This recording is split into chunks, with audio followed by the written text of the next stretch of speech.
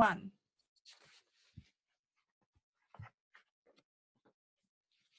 Hello and Womanjika, which means welcome in the native language groups of the Boonwurrung and the Woiwurrung peoples, who are the Wurundjeri people of the Kulin Nation. These are the traditional owners in the land of Melbourne on which we meet today. So for our presentation today, Finia, James, Sarah and I will be sharing with you the topic of environmental literacy. Please note that Aboriginal and Torres Strait Islander peoples should be aware that this website may contain images, voices, names, or deceased persons in photographs, film, or audio recordings, or printed material who have now entered into the dream time. We would like to begin with an acknowledgement of country, and this is an acknowledgement from ACU specifically for online conferencing. In recognition of Aboriginal and Torres Strait Islander people's spiritual connection to country and in continuing ACU's commitment to reconciliation, on behalf of all of us gathered here today, I would like to commence the meeting by acknowledging the First Peoples, the traditional custodians of the country where ACU campuses are located. Each of these nations has faithfully cared for country for thousands of years. We respectfully acknowledge our elders past and present and remember that they have passed on their wisdom and their spiritual connections to us in various ways. Let us hold this in trust as we work and serve our communities. Thank you, Sarah. Finia. Let's begin with defining what the term environmental literacy means. The most widely accepted meaning of environmental literacy is that it comprises an awareness of and concern about the environment and its associated problems, as the knowledge, skills, and motivations to work towards solutions of current problems and preventions of new ones. For our focus, we will be elaborating on 4 topics and will be discussing knowledge, skills, motivations, and problems surrounding them. These topics are well-being, caring for country, bush tucker and medicine, and astronomy. We shall move through this website with you to highlight and elaborate on our own findings as related to environmental literacy. It is our goal to provide you with a snapshot of this resource so that we can better explore its contents in the next tutorial with an engaging activity. Now we're moving into well-being. Thank you, James. Alrighty guys, click onto the website and come through to the Wellbeing tab. Here you'll find an Indigenous perspective of health and well-being. In the first paragraph is a brief explanation of Indigenous health. Here you'll find out that the Indigenous definition of health is a holistic concept that encompasses mental, physical, cultural and spiritual well-being, all of which are intricately linked to the relationship they have with the land. Following this are some quotes that depict the Indigenous Australians' connection to the land. Moving forward to the second paragraph, titled Land and Wellbeing, we will explore the intricate link between human well-being and the well-being of the land. Here you'll read about the Indigenous epistemologies that have shaped their way of being. Following that will be a short YouTube clip of Bob Randall, an Indigenous elder and traditional owner of Uluru, which explains the Indigenous people's connectedness to the land and all living things as not just an idea, but a way of life. Once you have finished watching this video, there will be some questions I would like you to explore before moving on to the next section titled Holarical versus Hierarchical, where we'll compare the relationship Indigenous people have with the land to that of Western society. In the next paragraph, Western ways of being, we'll be discussing the impact Western society has had on the land and how it has influenced the health and well-being of not only Indigenous Australians, but all Australians. In the final paragraph, Universe Referent Ways of Being, we'll be discussing the benefits of living our lives like the First Peoples and restoring a holarical relationship with Mother Nature. We will then wrap up by thinking of some ways in which we could live more earth-caring lives. I will now pass it on to Natalie, who will be discussing caring for country. Thank you, James. So you might be asking, what is caring for country? The term is used by Indigenous Australian cultures to describe and encompass the stewardship of both the land and seas. It is the responsibility each member of the community undertakes to ensure the sustainability of ecological, social, cultural, and economic systems. This metaphysical country includes abstract concepts of being, such as knowing, identity, time, space, and its interconnected holistic being that is innately and distinctively theirs. So much so that any loss or inability to care for the land, any degradation, elimination, or depletion of the land itself can be understood as the same as a loss of a family member or even their identity. So how does caring for country align itself with Indigenous communities, histories, and culture? It remains of critical importance to understand the connection of the land to the identity of Indigenous Australians.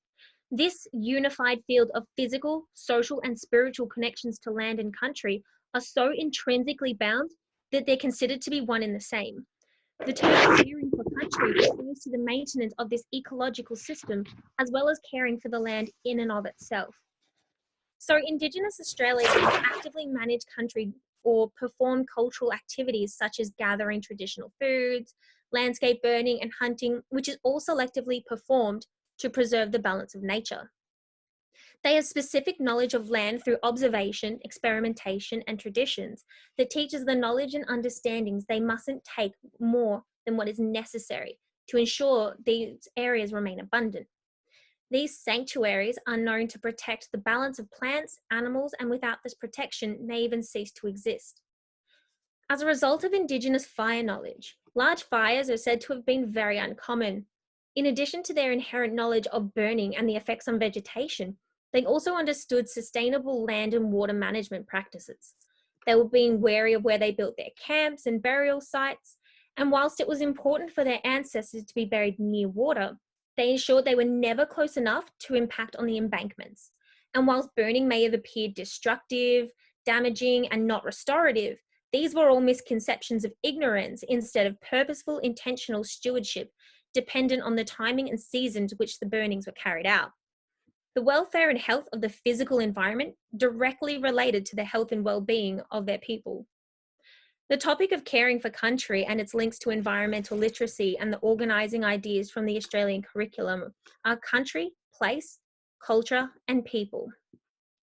With this teaching and learning, students will gain a knowledge and connection of our First Peoples have to the land, the importance of caring for country, and gain an insight into practices long held by Aboriginal and Torres Strait Islander traditions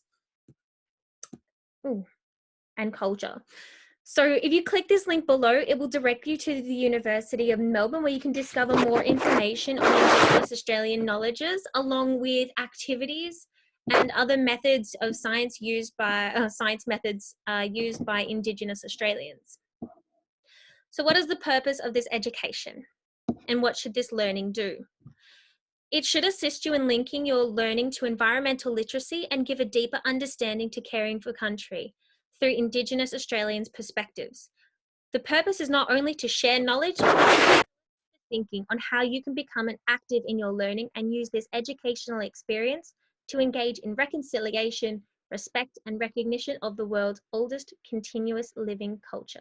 I'll now pass you on to Phinia, who will walk you through bush tucker and medicine. Thank you, Natalie. I would now like to direct you to the bush tucker and medicine page. The term bush tucker refers to native edible plants and animals.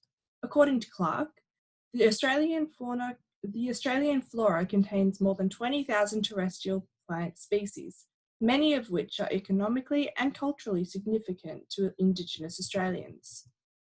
Before colonisation, Indigenous Australians had a vast knowledge of native plants, with keen observational skills allowing them to differentiate between plants which look very similar, a practice which settlers found extremely difficult.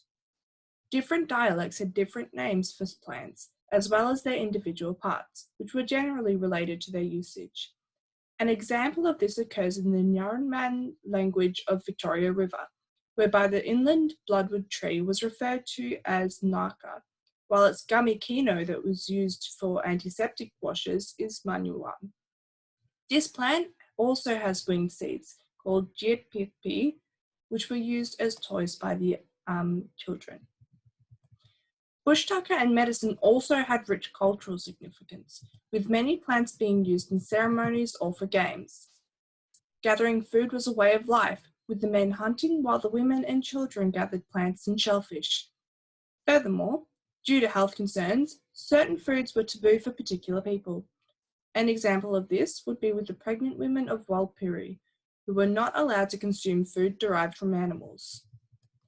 Not only did they have extensive knowledge of plants, but Indigenous Australians also had understanding of the connectedness of country, drawing connections between flora and fauna which would help with foraging. An example of this occurs in the Kilcoy district in Brisbane, with the Durradi. This is a name used for the oak tree as well as eels. The connection was made because of similarities in appearance when stripped of bark or skin, and also because the eels were best for eating at the time when the oak tree was flowering. Such environmental literacy was critical as the Australian climate, country, and seasons are ever changing, and thus those living off the land had to be able to adjust their practices accordingly.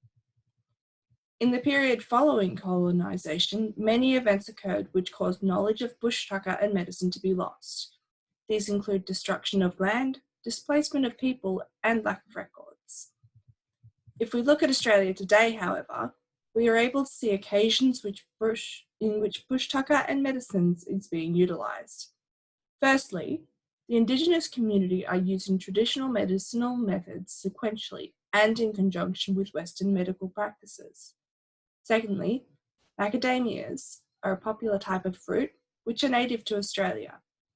Furthermore, many restaurants are cooking traditional Indigenous foods using native flora and fauna. When teaching children about bush tucker and medicine, I would like to highlight the importance of addressing the many misconceptions that students may have. These may include, but are not limited to, Indigenous Australians only ate foods which they came upon, as well as native plants and animals were only used for food and had no cultural or medicinal purpose. We must highlight the extensive knowledge of plants and country held by Indigenous Australians and the sustainability practices utilised. This could be achieved by having the students engage in a walk through native wildlife, highlighting plants and animals. I would now like to hand you over to Sarah to discuss astronomy. Thank you, Finia. Now, astronomy is an integral part of environmental literacy and strongly connects with the other topics explored today. I found it to be a fantastically complex subject with land and sky firmly intertwined.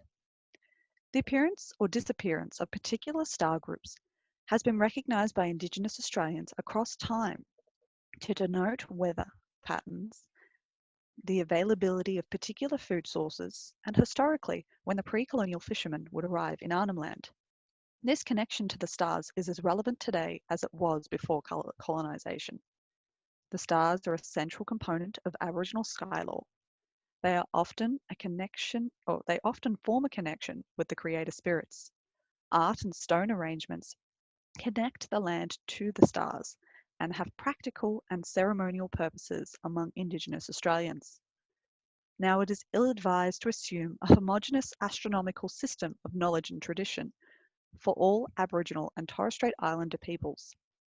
However, it is important to acknowledge that there are some cases where there is shared or common information in sky law.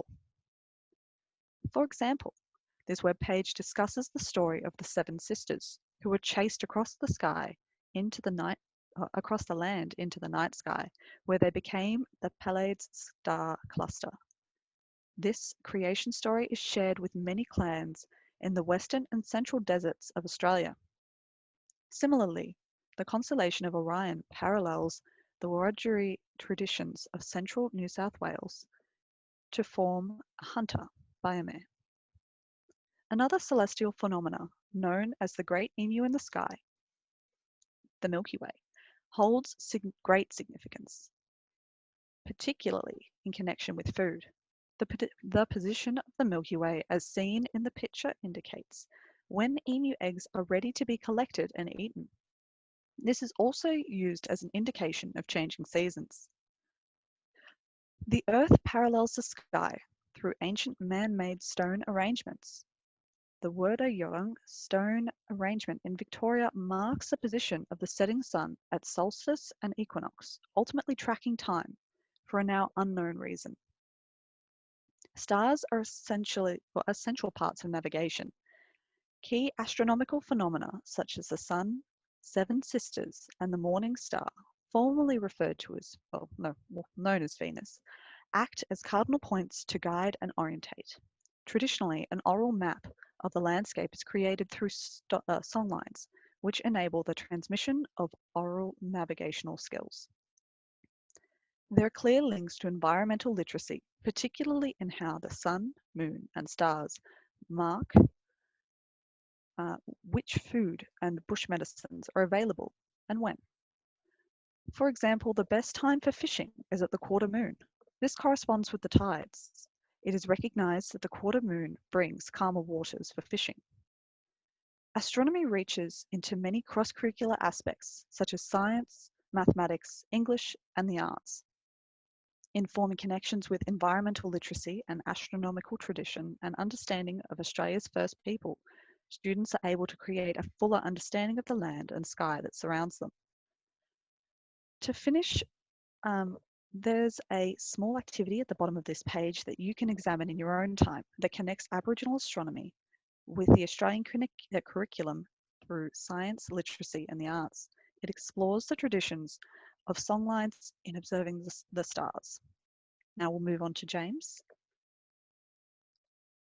All right, guys, thanks for listening. But before you go, please note in our next tutorial, we'll be discussing the pedagogical implications of this website, useful resources, and some activities to best utilize the information provided.